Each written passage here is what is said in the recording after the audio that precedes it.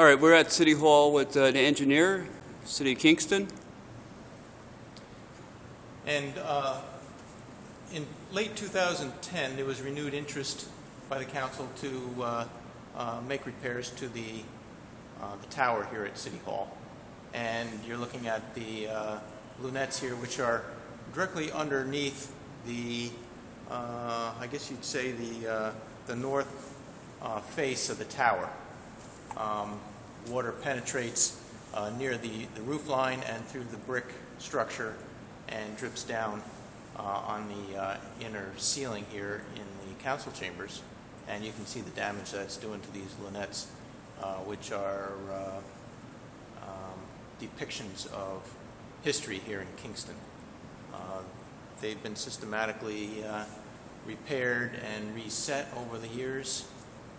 It's a very detailed process. It's very expensive, and it's sad to see some of this deterioration happening. But later on, we'll go upstairs and see where the damage is, where the moisture is actually penetrating the structure. We had an evaluation completed by CT Mail out of Latham near Albany. We contacted them beginning of last year, and they were here and made some inspections and developed a facility evaluation and cost estimates. And so what we did was we broke it down into 3 phases, 1, 2, and 3. The first phase being mostly the upper part of the tower and structural improvements that we considered to be of the highest priority. Then phases 2 and 3 will follow suit. The first contract we put out last fall, and bids were received, and the contract submitted, the low bid submitted, was around $90,000. So we have we'll have some additional money to do perhaps items on phase 2 after we complete phase 1.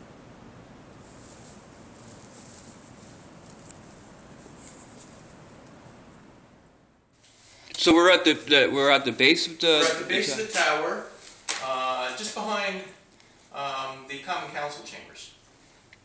And if you look around, you can see some of the damage and repairs that were done after the fire in 1927. The City Hall was first constructed in 1887, I think, and it burned in 1927.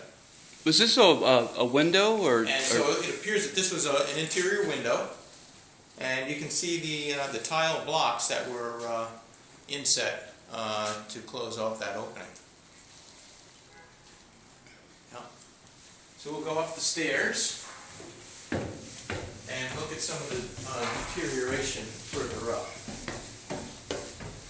This section is in pretty good shape.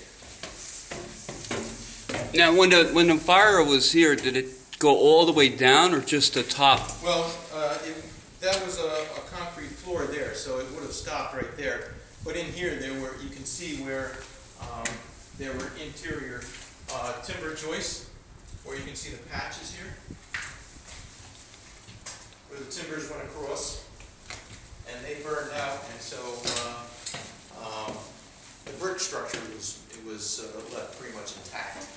Although some of the openings were abandoned because they simplified the design when they reconstructed it. It was more ornate, the original design. But you can see inside here the effervescence on the brick, and that's minerals coming out from the cement mortar and depositing on the inside face of the brick.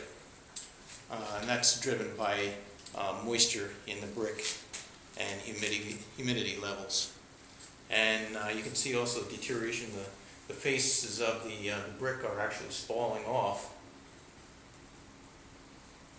in part due to that the moisture pushing through the brick and the high salt levels. It develops high core pressures and pushes the face, exposed face right off the brick.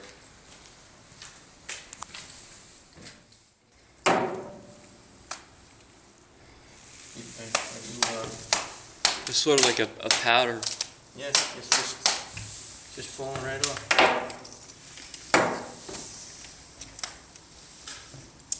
Okay, so we're going to take a walk up here. Going up, and you can see now some of the concrete, because of the water coming into the building. We start seeing staining and some delamination of the concrete from the rusting of the reinforcement. The reinforcement rusts, the steel expands about 9 times, and as it expands, then it spalls off the concrete that's surrounding it. You can see this cracking here developing over there on that side near the bearing.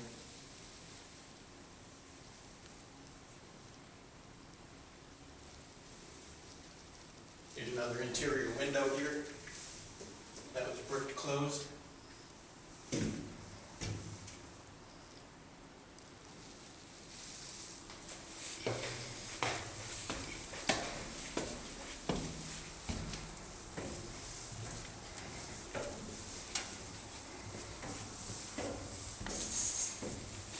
Was the window from the original?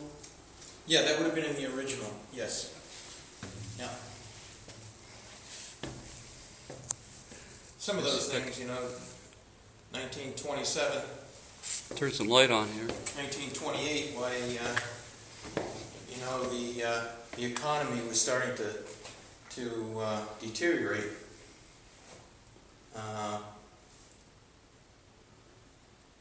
And they may not have had funding to do some of the things from the original. And some of it may not have been able to be replaced if they were stained windows or those kind of things. You can see the scaffold is in place now.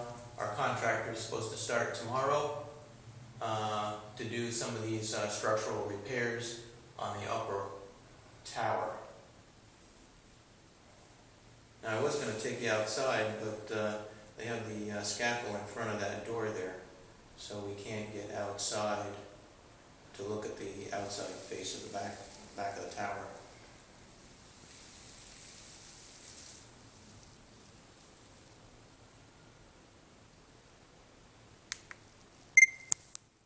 Wind. Here's some exposed structural steel that will be repaired under this contract. So we're at the top We're of at the the very tower. top of the tower, yes. Just over above your right shoulder here, where the stairs go up to the top deck. Maybe some repairs there.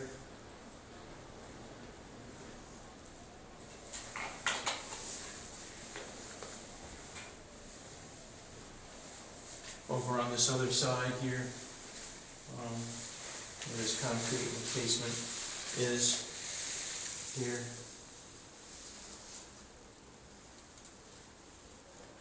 In this case, this concrete was originally there for fire protection on the structural steel.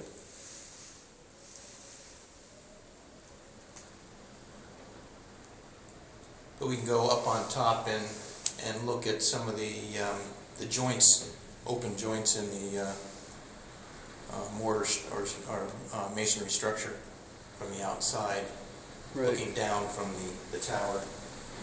A little windy out there. Should I take my hat off? You better pull it down over your ears.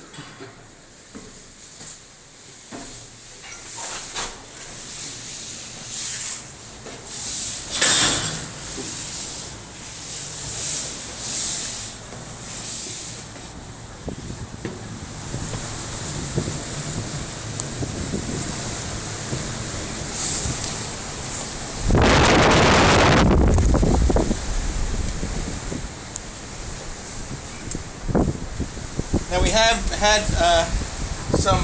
identified some this caulked joint here between the rubber roofing and the precast elements.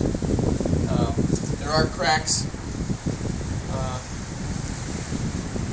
perhaps not there, but they have been identified. And if you look over the top, you can, if you look over the railing, you can see some of these open joints in the precast. Okay.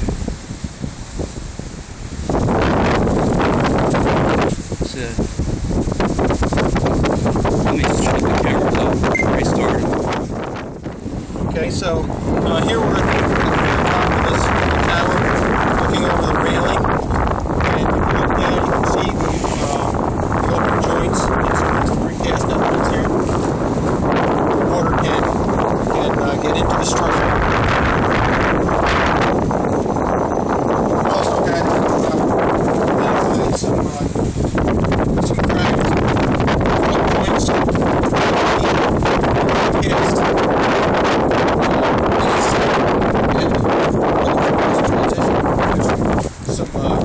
open joints in this area here. And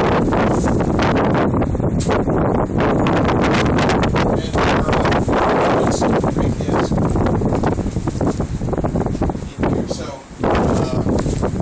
we've also identified or the rain hits the outside of the brick structure and actually is absorbed in the structure.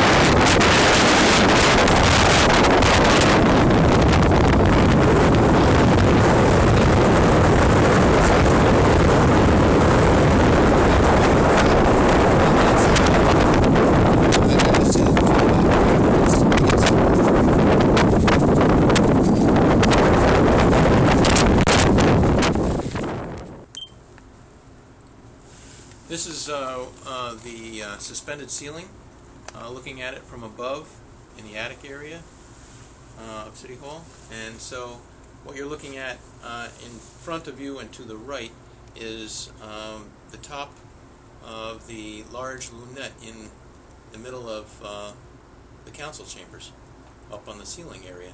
But you can see the relative proximity of that lunette with the back face of this tower wall. And so now you can understand why the moisture coming down through the brick of the tower affects those lunettes, because they're right here at the base of the tower.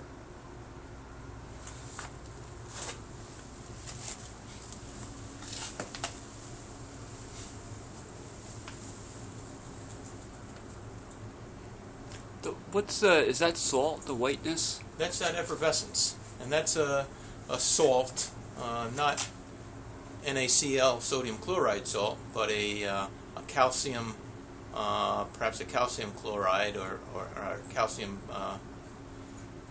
based salt that's coming out of the mortar, and the moisture then evaporating it and leaving that white surface.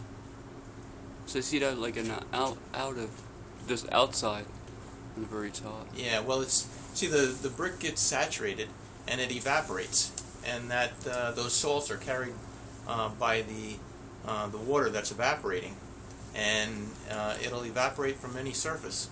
It just happens to be whether it's on the inside of the tower or here on the inside of the attic space, where it's both places are ventilated and partially heated, so it's evaporative surface.